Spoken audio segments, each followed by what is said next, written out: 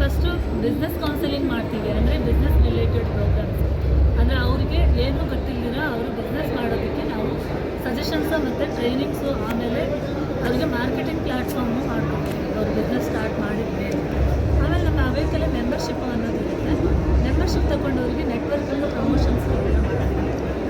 ಮೇಯ್ನಾಗಿ ಮಂತ್ಲಿ ಎಕ್ಸಿಬಿಷನ್ಸು ಈ ಥರ, ಆಮೇಲೆ ಆಂಟ್ರಪ್ರಿನರ್ಶಿಪ್ ಡೆವಲಪ್ಮೆಂಟ್ ಪ್ರೋಗ್ರಾಮು, ಆಮೇಲೆ ವರ್ಕ್ಶಾಪ್ಗಳನ್ನು ಮಾಡೋದು, ಆಮೇಲೆ ಅವ್ರಿಗೆ ರಿಜಿಸ್ಟ್ರೇಷನ್ ಯಾವ ಥರ ಮಾಡಬೇಕು ಅಥವಾ ಎಕ್ಸ್ಪೋರ್ಟ್ ಪ್ರಮೋಷನ್ಸ್ ಎಲ್ಲು, ಆಮೇಲೆ ಕಾರ್ ಡ್ರೈವಿಂಗ್, ಈ ಥರ ಟ್ರೈನಿಂಗ್ಸ್ ಎಲ್ಲ ಮಾಡ್ತೀವಿ.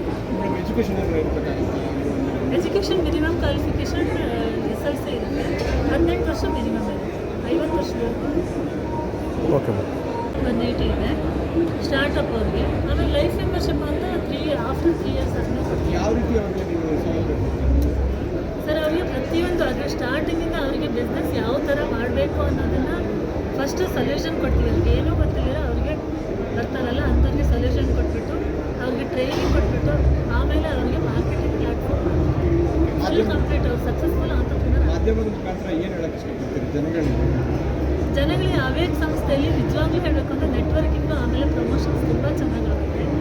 ಈ ಥರದಿಂದ ತುಂಬ ಕೋಟಿಗಟ್ಟಲೆ ಬಿಸ್ನೆಸ್ ಮಾಡಿಕೊಂಡು ಹೋದವರು ತುಂಬ ಜನ ಇದ್ದಾರೆ ಅವೇಕಲ್ಲಿ. ನನಗೇನು ಆ್ಯಕ್ಚುಲಿ ಇಲ್ಲಿ ನಮ್ಮ ಹಿಂದೆ ಇರೋರು ಸಹ ಅದೇ ಥರದಿಂದನೇ ಸ್ಟಾರ್ಟ್ ಮಾಡ್ತಾರೆ.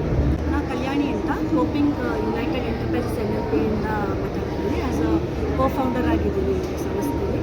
ನಾವು ನಮ್ಮ ಸಂಸ್ಥೆಯಲ್ಲಿ ಏನು ಮಾಡ್ತೀವಿ ಅಂದರೆ ಹೆಣ್ಮಕ್ಕಳಿಗೆ, ಅಂಡರ್ ಪ್ರಿವಿಲೇಜ್ ಹೆಣ್ಮಕ್ಕಳಿಗೆ ನಾವು ಜಾಬ್ ಆಪರ್ಚುನಿಟೀಸ್ ಕ್ರಿಯೇಟ್ ಮಾಡ್ತೀವಿ.